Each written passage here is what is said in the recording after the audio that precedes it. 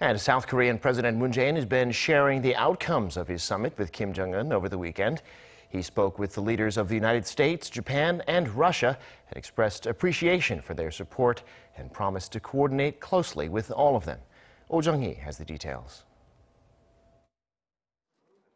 It was phone call after phone call over the weekend for South Korean President Moon Jae-in, sharing the outcome of the Inter-Korean Summit with the U.S. and nearby countries.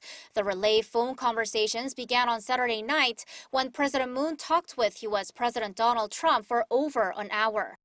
President Trump said Seoul and Pyongyang have made a significant progress in their relations, and President Moon replied it was all possible thanks to President Trump's strong support. He added the Inter-Korean Summit lays the groundwork for success in President Trump's own summit with the North Korean leader.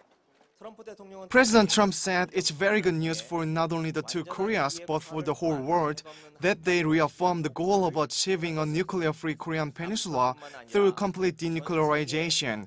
The leaders reaffirmed that their governments will continue to coordinate closely to achieve the complete denuclearization of the Korean peninsula.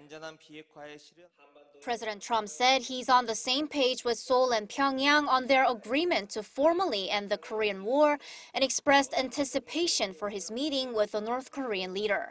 On Sunday morning, President Moon had a phone conversation with Japanese Prime Minister Shinzo Abe.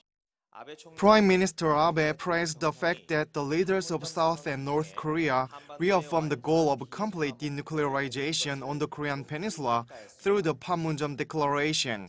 He said that North Korea's moves are especially forward-looking and hopes the declaration leads to specific actions.